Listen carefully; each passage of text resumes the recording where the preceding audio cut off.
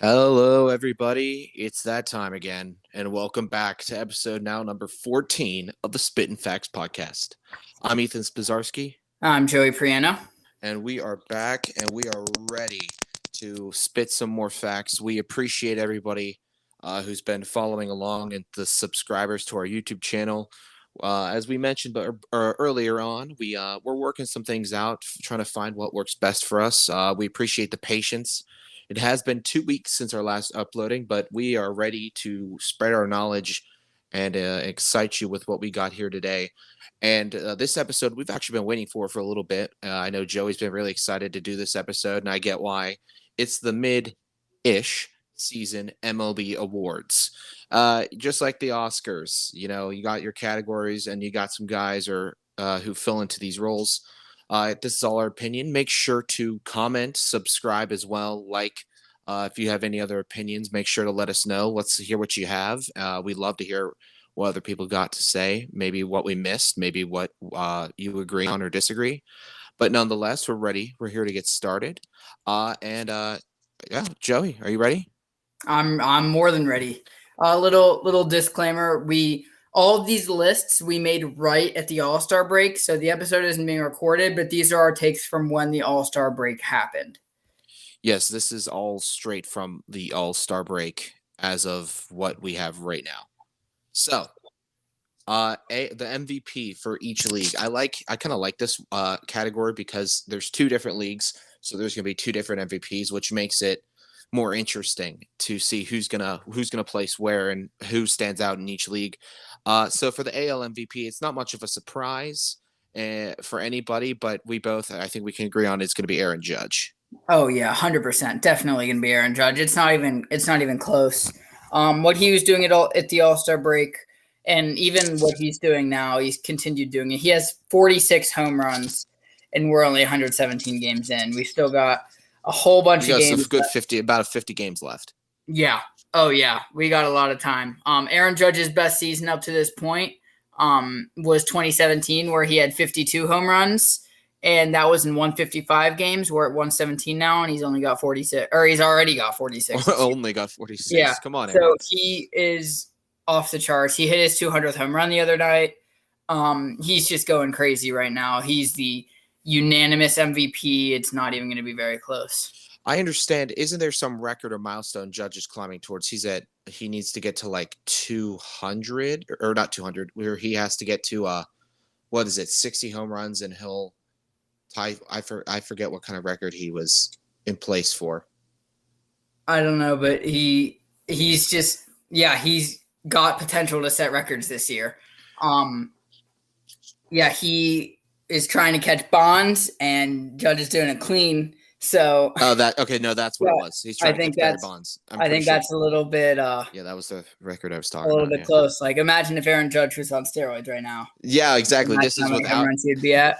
This is without steroids, and this is with the Yankees team that's out of the All-Star break has just been struggling. I believe it or not, they were the number one team going into the All-Star break, and now they're kind of falling apart. Lack of offense, so you'll say, because their defense has been terrible, but still they've been failing to get the bats going. But Judge, he's still cranking up the home run numbers, as you mentioned before. And yeah, there's, unlike the NL MVP or the NL, at least in general, there's not much of a conversation. It's pretty unanimous. Aaron Judge is probably going to win, and we agree with that as well. Our NL MVP. Wait. Oh. Last stat about Aaron Judge. He's almost batting 300. Yeah, no, yeah. Let me if I recollect, he's batting average. There's he's not in the top 5. The best batting average right now is actually the NL MVP favorite, Paul Goldschmidt. He's at 341. But I mean, a lot of these guys haven't played full seasons or have dealt with injuries on and off. So there have been a few that have been able to keep a consistent batting average into 300s or near 300. And if you're playing almost every game, that's pretty impressive. Yeah, and that's a great segue into our NL MVP favorites. We both had the same player for this. It's Paul Goldschmidt, and Paul Goldschmidt is just a special player. He was on the Diamondbacks, of course, and he was always really consistent with them. He's a great guy. He goes to St. Louis, has an all right year last year. We don't really know if he's really back. And then this year he's just off the charts. He's already got 31 home runs, which is the same amount of home runs he ended the year with last year. And he only missed 4 games last year. Yeah, I think that he's definitely the MVP.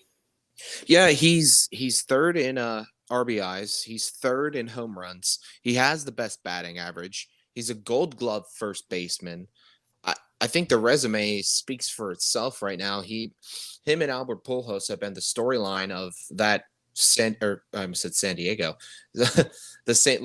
Louis team they got going right there. So, yeah, I think it's pretty one-sided. There's, I mean, a lot of other guys have been doing like little milestones and pretty impressive things, but no one's been as dominant as Paul Goldschmidt in the NL. So I think to say Aaron Judge and Paul Goldschmidt are going to win their respective MVPs for their respective leagues, I think that's a safe assumption to say.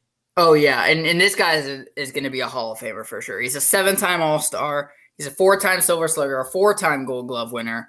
And he's just been doing it consistently since 2011. He's getting a little bit higher up there in age, but, he's going to be a Hall of Famer. He's consistent. He's just that guy. And for the St. Louis Cardinals, you got to be really lucky to have him, because in a year where it kind of looked like, in my opinion at least, that the Brewers were going to run away with this division, you've got a really, really young team with then Goldschmidt and Pujols leading you on the way.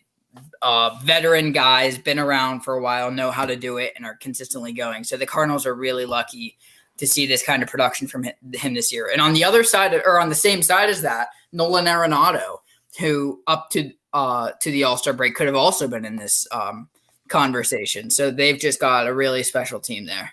Yeah, they are the St. Louis before the All-Star break. I understand they were the best defense in all of baseball, and it makes sense. They got Gold Glovers all over the field at the time. They had Harrison Bader, super speedy outfielder. They still have Dylan Carlson, Paul Goldschmidt, Yadier Molina, Nolan Arenado. I mean, the list just keeps going on, and of course they got.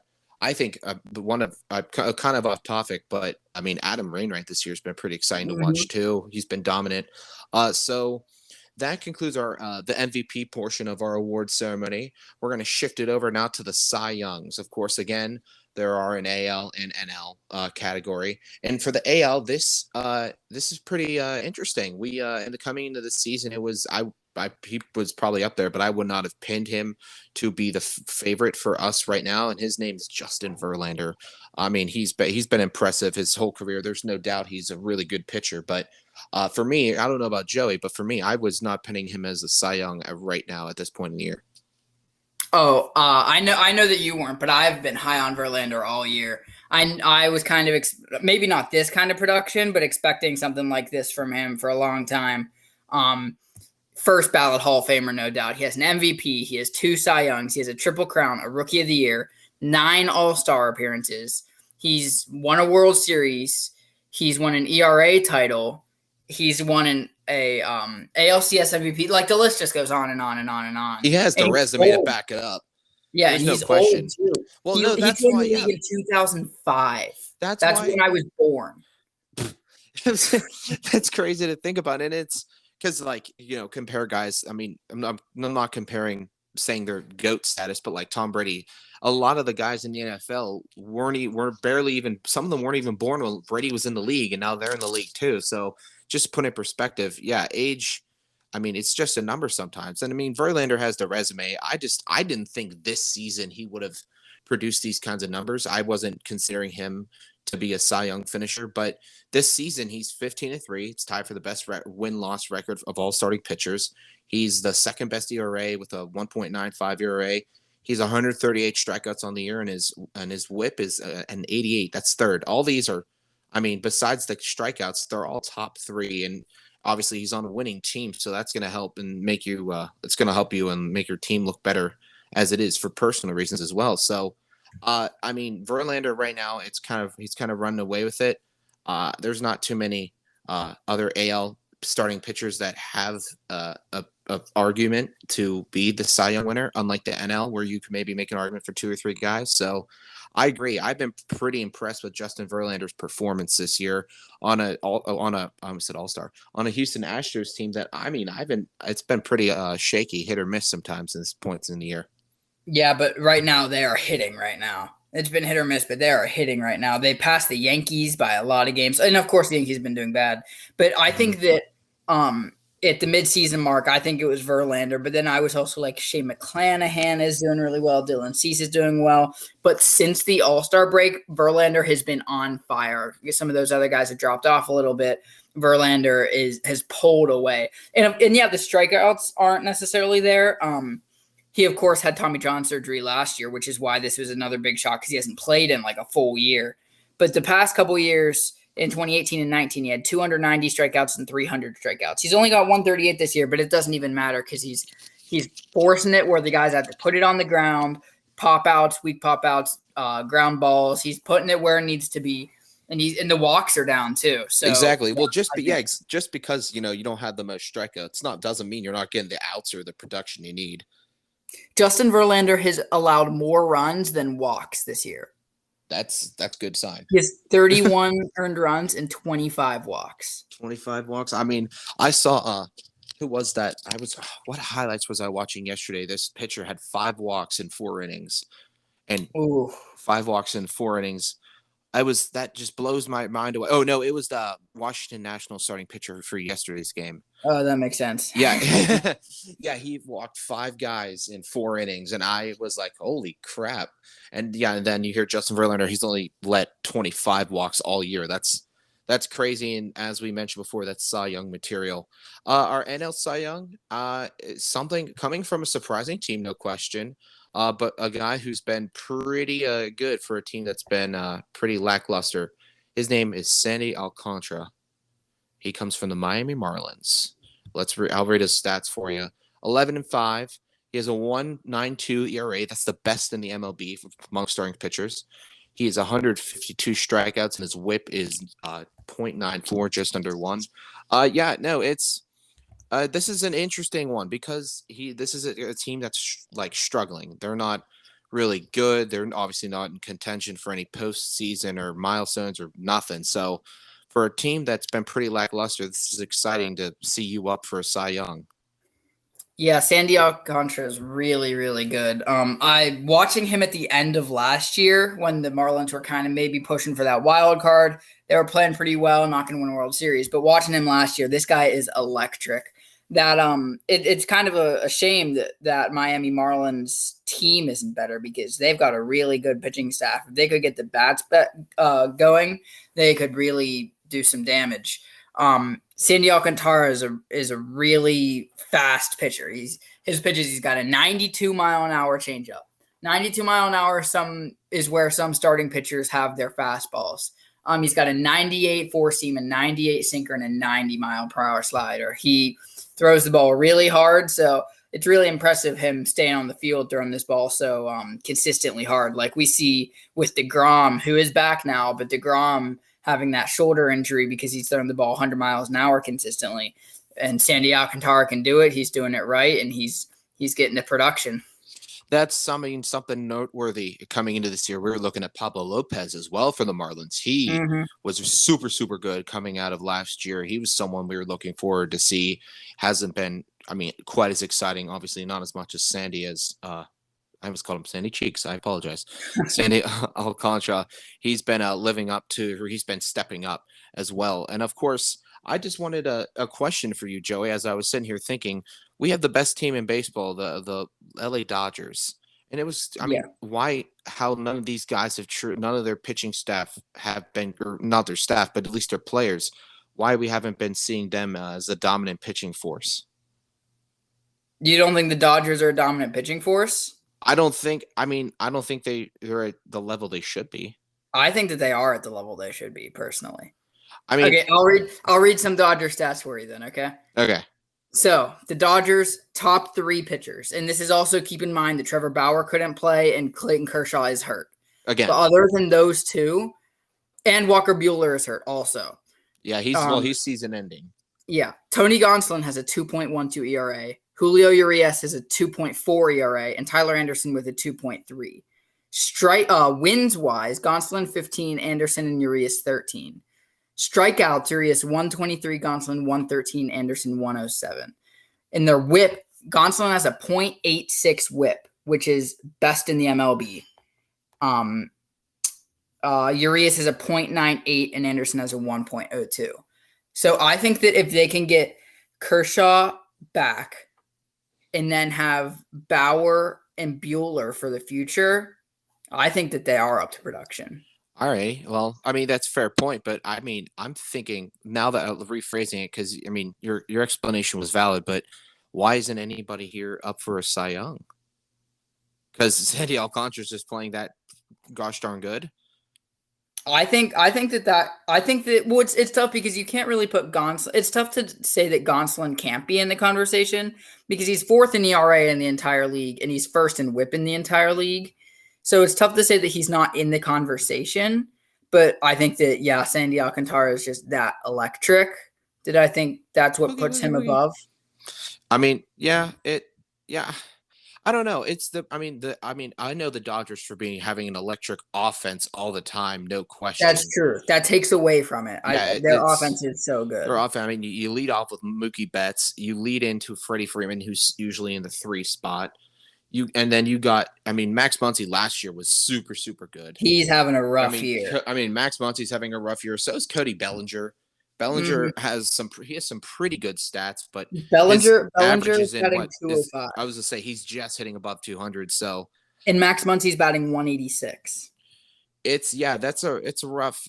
I mean, going down the order, but no, the Dodgers have an electric offense. They're very effective. They make you regret a lot of those pitches you throw. But I got to give credit the other day to the Marlins. I've been pretty happy with that series between the Marlins and Dodgers. Marlins have been able to step up, and I mean. When I say, I mean, obviously, we both know the Marlins aren't going to make the playoffs. We know they're not making any run or whatsoever. But I've been pretty happy. That's a pretty tough division there. I mean, you got watch the Phillies, out for the future. They've exactly, got a young Phillies, team Braves, Mets, Marlins. I mean, like just those 4 teams alone are like, all right. And we only talked about Paul Goldschmidt when we were talking about NL MVP. But if you really look at it, Trey Turner and Freddie Freeman are both in that conversation still. I think Freddie more than Trey, but. I don't know. Trey Turner's having a year too. Hey, if we got to give an award for best slide, there's no question it's going straight to Trey Turner. I'll deliver it to him like a handwritten letter and everything. He's the cleanest slide in the entire MLB. Yeah, I think Freddie Freeman has a 916 OPS, which doesn't compare with Goldschmidt's by any standards. Like Goldschmidt has the best OPS in the league, 1.062. That's better than Aaron Judge. But I think that if Goldschmidt goes on a slump for a solid month, watch out for Freddie Freeman. Freddie Freeman, he's not in the top 10 when it comes to RBIs. I can tell you that. But I mean, he's 6th in OPS. 6th in OPS. He's 3rd in average. I was say 30 out. He's hitting 321. I mean, yeah, I guess. It's only going to happen if Goldschmidt just falls off for the next month. I don't see it happening. I think Goldschmidt. There's no way. You're either in baseball, you're either hot or you're cold. There's not usually an in between. But the other thing is that I was looking at this at the All-Star break, and Freddie Freeman has declined since then. But at the All-Star break, I would have said that. Yeah, I know Freddie Freeman. I was watching with the Giants whenever they were last time they faced the Giants out of Oracle. I don't know. He's exciting to watch, and the Dodgers are bringing up some good prospects too. They're getting off with a solid batting, which again produced to that offense shows they have a good scouting system. So we've gotten off track, but it's worth the off track because it's okay. It's still the same sport, so I call it a half a win. Yeah. All right. So shifting now to a different title category, Rookie of the Year. Usually there isn't too much controversy. One guy stands up above another, and for I think we can say for both leagues this time, there's a pretty solid contestant. For the AL, Julio Rodriguez for the Seattle Mariners. He has been awesome to watch. Between his bat flips, the energy he brings, and that's just the minor stuff that you bring to a team. I mean, his stats are able to back those up too, right, Joey? Yeah, I mean, Julio Rodriguez is built different. It's kind of weird because looking at his stats, it's like, okay, 270 average is pretty good. 19 home runs, 19 doubles isn't terrible. It's pretty good for a rookie year. But it's different watching this guy on the field. These stats don't like having an 802 OPS does not do him justice. This guy is huge for his team. as a rookie, he's already carrying the Mariners on his back there in the top spot for the wild card right now. I mean, he's really leading this team at such a young age. So I think that the stats don't really back up how good he is, but he is having one of the better rookie years that I can remember. Exactly. It was, I mean, like I mentioned before, a team that, I mean, is pretty good, not too good, not like they're going to win a World Series pennant or anything, but that, I mean, that can affect your personal stats and how it looks on you and the imagery. But I mean, I know they had Ty France in there, Adam Frazier. They're expected to like have some good offense, and since the All-Star break, Eugenio Suarez is having a good year. Exactly, and since the All-Star break, I mean, I think if anybody's shined up and like stepped up the most, it's going to Julio. Because before the All-Star break, there were a handful of guys like J.P. Crawford, like making plays, like, all right, this is a team. And then since the All-Star break, I've just been seeing Julio Rodriguez step up the most, and which I'm happy to see, and it makes me excited for the future of baseball too. And he steals bases too. Yeah, tall guy steals bases. That's going to give you the lengthwise. That's going to give you the proper advantage to beating out the throw coming from home plate. So, yeah, no complaints there towards the AL Rookie of the Year. One thing I will say with that is that he is going to win Rookie of the Year, but I want to give a big ovation to Bobby Witt. Bobby Witt had one of the worst starts to a rookie season, like when you're expecting something out of any player. Like he was really bad to start, and he's really picked it up. He's up to 16 home runs. He was batting like under 150 for a while, and he's now up to 250. He has 59 RBIs. He also steals bases. He's at 23, which is one more than Julio Rodriguez. He just was really having a really bad year, and he's really proven himself as a great player on that team. And to be fair, that team is really bad, but he's really stepped up and helped that team not be the worst team in baseball. So although he's not gonna win it. Good job, Bobby Witt. Giving you a proper shout out here, Bobby. You're not in last place in your division anymore because of you. So good job. Pretty much. Yeah, that's a pretty tough division because there's only the top two teams in that division are just good. They're not like the top three, really. They're not exceptional. It's usually Detroit and Kansas City are just fighting to see who's not going to finish last. Who's not the worst? Yeah. So, yeah. A plus. Hey, let's give a quick round of applause to Bobby Witt. Yes. Bobby Witt, A plus effort, brother, man. All right. Rookie of the Year. Like kind of following the entire storyline of today's episode, the NL, there's a couple guys you can consider here. But I can tell for Joey and I, for the first time on this entire list, we got different guys. Different dudes. Go for it, brother. To be fair, I didn't really want all of our players to be the exact same. So if I'm really being honest, I think Spencer Strider is going to win the Cy Young, but I figured that I would put Nolan Gorman so that I can talk about him because he's really having a special year. Spit some facts, brother, man. Inform us about Mr. Nolan Gorman. So Nolan Gorman is a young guy, could be a big trade piece. He's a very high prospect for a really long time. He's now coming up, and he's starting on the St. Louis Cardinals team, which is a very good team. He's only batting 250, but he's got 13 home runs. He's got 10 doubles. He has a 791 OPS. I just think that him being on the same team with Nolan Arenado and Tommy Edman and Paul Goldschmidt and Albert Pujols, and being on the team with all those guys and being able to stand out and catch my eye and just prove himself, I just think is a special thing. So although I really don't think he's going to win it because of the year that Spencer Strider is having, I think that on a typical year, he's putting up a Rookie of the Year type background run. Yeah, so I think that he's going to be a really special player in the future. If the Cardinals, in my opinion, in this offseason need to get a star starting pitcher, I think that that's one of the only main holes left on this team is to get a solid number one ace. And if they are going to go out and get a guy, I think that Nolan Gorman could be a really key trade piece based on the year that he's having. Let me inform you about Mr. Spencer Strider now. That I know. I know you are. I understand where you're coming from, and I like it. Give it different aspects to give some shine some light on some guys who have also stepped up because there are a lot of guys playing baseball in this league. So it's not like there's just one man carrying one category. Spencer Strider, I just watched his highlights yesterday when he took on the Astros, like the second best team in baseball. He was pretty good. He only allowed that one run while he was in, so pretty good so far. But his overall stats: 7-4 win-loss. He's a 2.95 ERA. He's started 15 games, and so that's going to show he's going out and playing majority of these games. When you have a 7-4 record and you play 15 games, so he's not needed bailed out too much. He's pitched just over 100 innings. He has 151 strikeouts. That's more than Justin Verlander.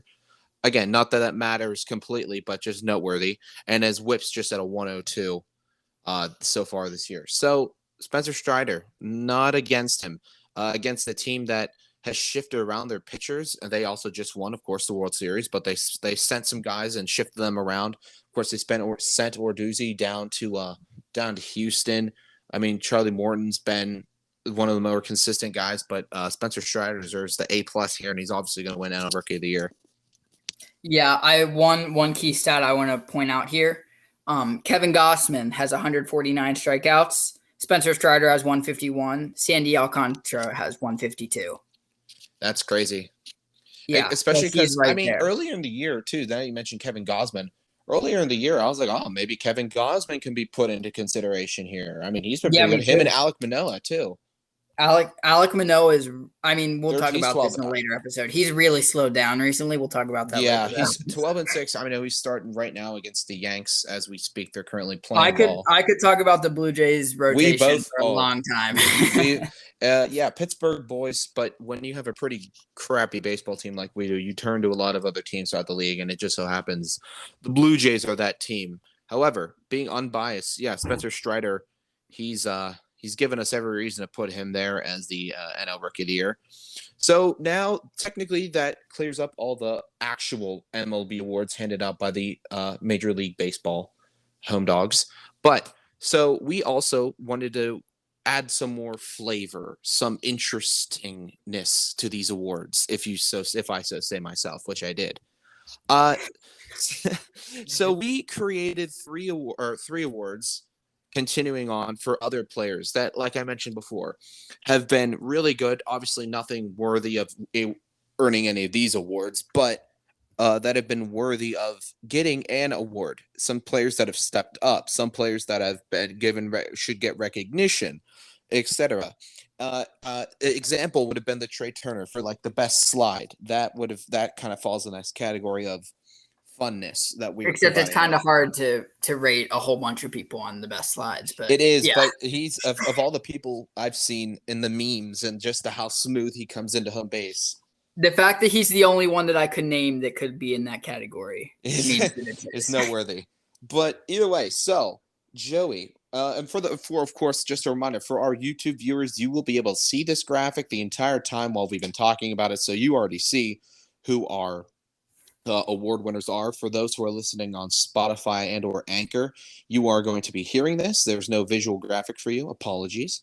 But Joey, you have most underrated for the AL and NL. And do you want to talk about your selections here for these award winners? Of course. I my thought process into thinking about I have to make my own award and give it out. I had a lot of different options. But I decided on most underrated for both of them because it's tough to make this list and list all these great players and leave the two players that I'm going to talk about out. Like, it feels bad that we're going to talk about the MVP and the Rookie of the Year, and I can't talk about how good these two players are. And those two players, of course, are Jose Ramirez and Brandon Drury. Jose Ramirez, it blows my mind how people still don't talk about him. Like, it blows my mind how people are not recognizing that he is leading the Guardians at the moment to a division title and how he's hitting 23 home runs. He almost has 100 RBIs and he's batting .281. Like I just don't understand how people aren't talking about him yet. It applies to that team aspect. If your team's not good, you're not going to get the personal recognition. Exactly. And his team is good, which is also being underrated. Like, it's not the best team. It's tough when you're comparing them to like the Yankees and the Astros and the Blue Jays. It's tough when you're comparing them to those teams. But Jose Ramirez is an MVP contender if it's not for Aaron Judge. Like he just is. Like people would talk about him in that conversation if Aaron Judge didn't have 46 home runs and was almost batting 300. But I just love Jose Ramirez, and MLB Network did a thing this offseason that was ranking the top 100 baseball players and putting them in a list from 100 to 1. And I was looking at this list, and they were revealing like the 10 players at a time every day. And so I was looking at this list near the end when they were announcing it, and Jose Ramirez ended up like number 7 on the list or something. And I was like, that doesn't make any sense. I barely know anything about this guy. How is he this good? He surely isn't the 7th best player in baseball. I could name more than that. And then you watch this guy play, and you realize that he has 4 All-Stars, that he has 3 Silver Sluggers, and he's been doing it consistently for so many years with not very much talent around him hitting-wise. It's just special to see, and people need to start realizing how good J-Ram is.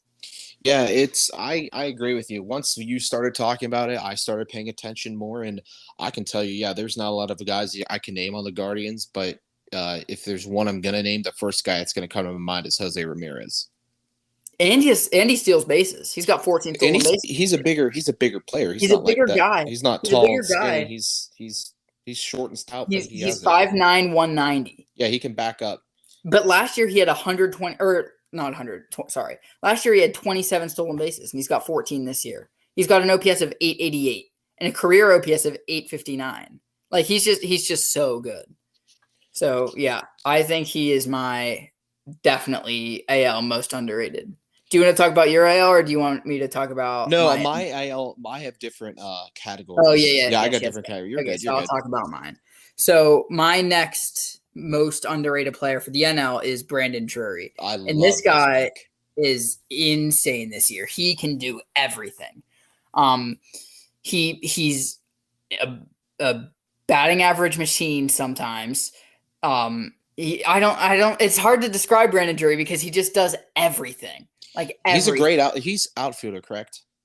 He can play everywhere. He plays outfield. He plays second. He plays third. He can play first. I saw him make I believe it was against the Rockies where he made one of those glove grabs where that would have been a home run, but he snags it. He was the first one of their trade acquisitions to hit a home run, and it was a grand slam. It was a huge hit. He's become extra noticing because he, again, is on a Padres team that's electric right now, especially with Juan Soto on it. Yeah, he's been the most efficient since all those trades happened with Juan and Josh Bell. I'd say the best batter out of all the guys they've gotten is Brandon Drury. And Manny Machado's stepping up a lot, and obviously Brandon Drury is on that list as well, who's been stepping up for the bats as well. At the time was a struggling San Diego offense. So I completely agree with you. Brandon Drury, he came from, I believe, what was it, the Reds?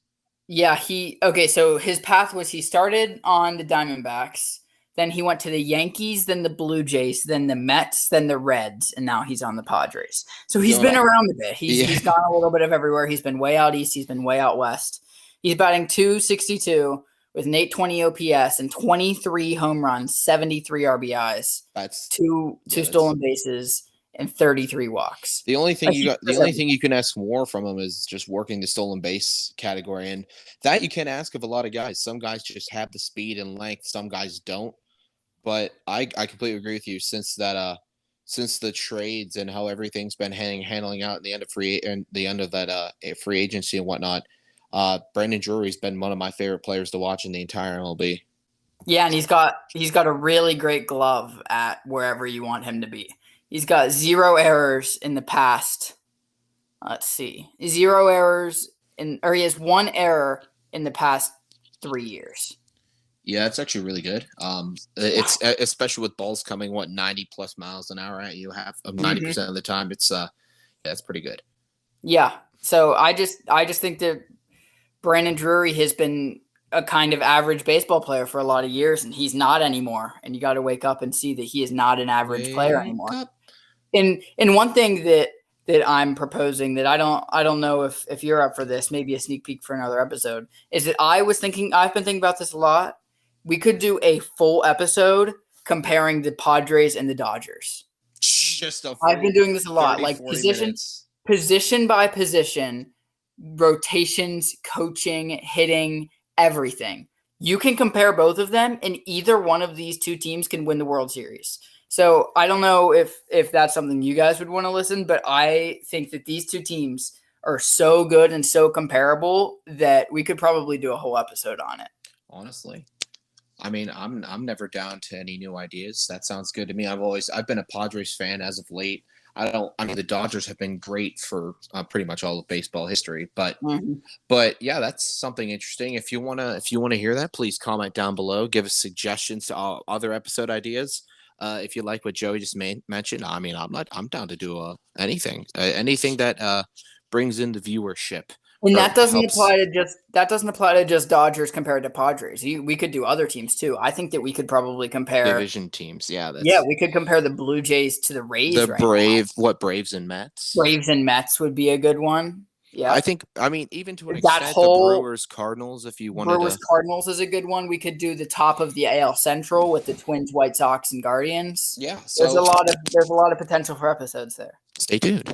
Yeah. So I'm gonna mention my next category. My next category is a category that's been getting more picked up on now that the DH rule has been picked up for both leagues. And that is correct, Joey. Yes, and Okay. I love that. I do like that rule as well. I didn't want to stumble on my words and be wrong, but I was pretty sure about that. Either way, DH, it was originally started out in the AL. The AL's been doing it for a while, and the NL just picked up on it. But my next category, best DH. We're going to start out in the AL, and you can try to name any other batter. Fair enough. The guy I'm going to name, you could say Bryce Harper, and he's not the choice here.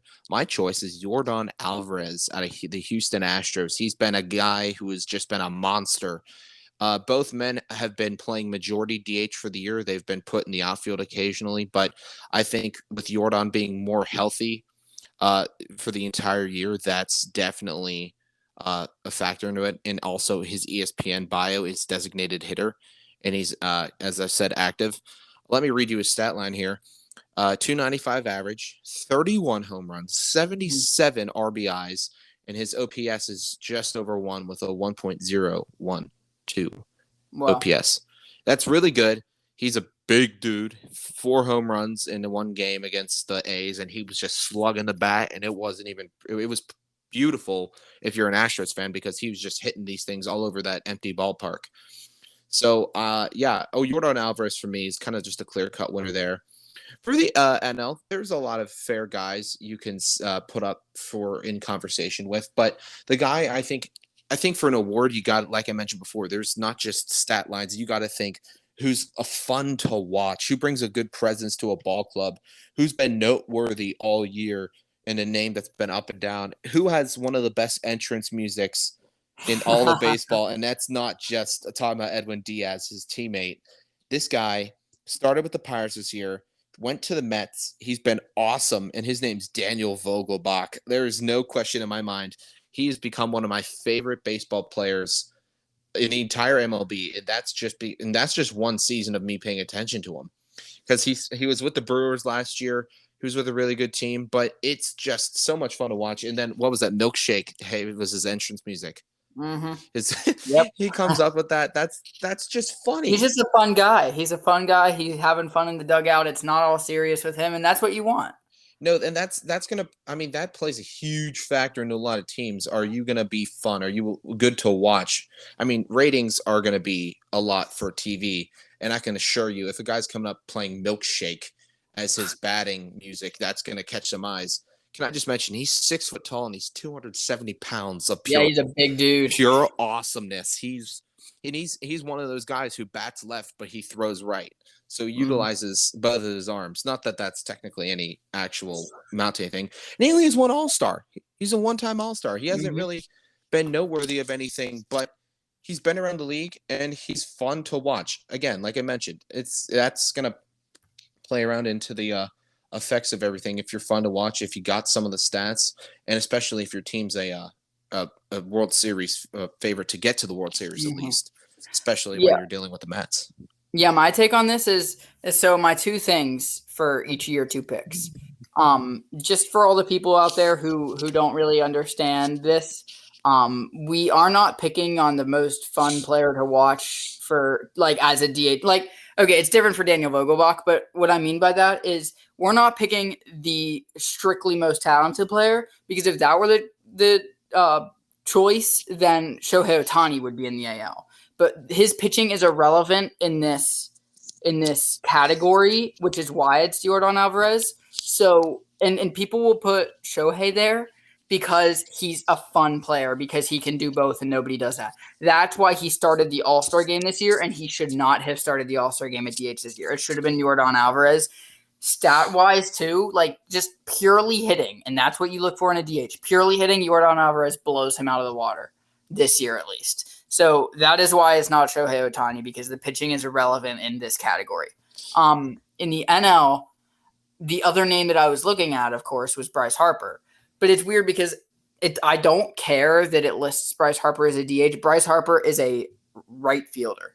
He is an outfielder in my mind, and he will always be an outfielder. So that is why I am super glad that you did not put him here, because he's just an outfielder to me. He doesn't feel like he can fall into the sole DH category. So that's why I think that was why Daniel Vogelbach is the best pick. And also with the Pirates this year, he had 12 homers and was batting .228. And now he only has 3 homers, but he's batting .269. So this year he's got the homers and the average. He can do either. So I just really like him as a DH. He can kind of do whatever you need. Exactly. And wrapping up with our special categories that we came up with ourselves. Both these guys come from the same team. Who have been, as of late, they've gotten back to winning, but it's been pretty hit or miss. But I feel there's been a fair list of guys on this team that we adore so much that have not been stepping up to the plate, pun intended, enough as it is. So I have biggest letdown. You have most disappointing. They're pretty much the same. They're pretty much the same. Both guys on the same team. You can go first, Joey. I am a gentleman, of course. You can go ahead and name your player. So I love the Blue Jays. We know that I love the Blue Jays. They're one of my favorite teams to watch. And I feel like because I love the Blue Jays so much and I love all the players, it is way easier for me to be so critical on them. So obviously they don't care what I say because I'm just doing this. I'm not on the field. But Jose Barrios, after we paid him so much money, was such a huge letdown this year. He's getting back on track, which I love to see. He's not as bad as he was at the All-Star break, because he was bad at the All-Star break, but his numbers still show how bad he's been. He does have 9 wins and 5 losses, which is good, but that's because we've got the bats going. He has a 5.39 ERA. He's just not the same player he was last year. So his whip is a 1.36. He's just been really disappointing for me this year. His strikeouts are 117, which is pretty good for how he's been playing. But I think that he's given up the other key stat that is crazy to me is he's given up 26 home runs this year. That's too many home runs. I don't know. I've just been really disappointed with him, and he's back on track. His last couple of starts have been really good, so I'm really happy about that. But for the amount of money that we paid for him, I was scared going into this year because he was supposed to be our ace. And I'm really glad that Kevin Gausman and Alek Manoah and even Ross Stripling have stepped up to fill that role, but we need more out of Jose Barrios. He's one of the reasons, obviously not just him, but the reasons Charlie Montoyo got fired. Montoyo was fired because the Jays at the All-Star break were like 5 games over 500, and we added so many key guys that we should have been World Series contenders this year. So for us to not be at that level, also Whit Merrifield just hit a home run for the Jays. Woohoo, go Merrifield! One of those trade acquisitions. Yeah, I loved that sign. But yeah, they should have been World Series contenders. They got the final missing pieces, bringing in Gausman. But yeah, he needed to step up and he didn't. So we'll see how he ends out this year. But next year is a key year because he got paid a lot. I think it was 3 years, $95 million or something like that. But yeah, looking for more out of him. But who knows? He could be good. We've seen him be really good before. He has that. He has potential. He had a 3.48 ERA with the Twins last year and 3.58 with the Jays, which isn't bad. But yeah, I need more out of him, but he can do it. he's proved himself. He can do it. So hopefully he goes up from here.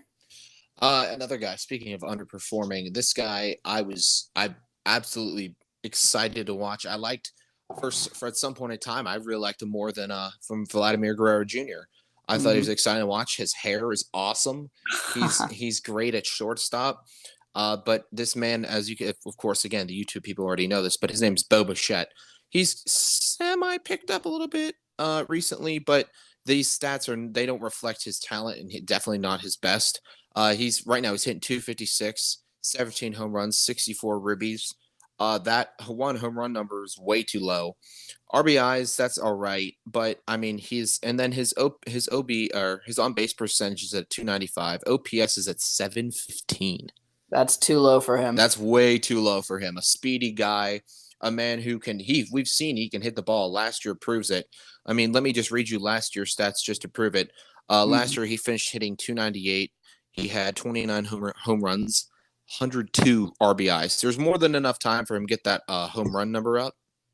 Obviously, he has 17 home runs right now, and he finished 29 last year, so he's getting close to that number. But I need to see more home run efficiency out of him. I need to see more efficiency in general out of Bo Bichette before I say I'm at least satisfied with his work so far this year. Yeah, the thing with Bo Bichette for me is that if he were coming in as a rookie this year, and these were his stats as a rookie, I would be going insane. I would be bouncing off the walls excited for this guy. But that's why this category is biggest letdown, because after the season that he had last year, and we know that he can do it, and there wasn't really any reason why he's tanked so much this year. It's just disappointing that he had 29 homers last year and he's got 17 this year. And he's hitting more. He's getting more plate appearances now. He has picked up. He has picked up since the All-Star break, which is good. He's hit a couple more home runs, but yeah, he can do it, and there's no reason why he shouldn't. And I actually have done a full study on this, and I realized why he's doing worse this year. It's because he put his hair in a ponytail for some reason. Yo, the ponytail. Oh, I don't really know why he did that. I don't mind the man bun on him. A lot of guys I do, but him, he can. But the ponytail. No, the ponytail was not doing him it. service, dude. You got great hair. Don't ruin it, man. He's Bo Flow for a reason. It's literally it's his freaking Instagram. his bow or his flow has got to flow. You can't keep it caged up, and we're seeing that's working against him. Held like a dog on a collar. I can't believe this outrageous stuff. Alrighty, guys, that is going to hit our time margin for today. Joey and I appreciate the patience with this scheduling thing, and the summer's been pretty hard. We're busy guys, popular dudes. That's a complete lie. But we do. But the truth is, we do appreciate sticking with us. We appreciate everyone tuning in on YouTube. We're working out the kinks. We're going to get back to posting on Anchor and Spotify as well, so we have more than one way just to watch our podcast. We appreciate it. Again, if you have something you like, you want to speak up, say something, want to see a different episode ideas, make sure to comment. And if you like today's episode, subscribe if you're on YouTube. If you're on Spotify, make sure to give us one of those good old, you can follow us as well. Give us a heart if you're feeling it, if you're feeling crazy. We appreciate all the support, and we'll see you guys very shortly with another episode coming up very shortly. Have a great day, guys.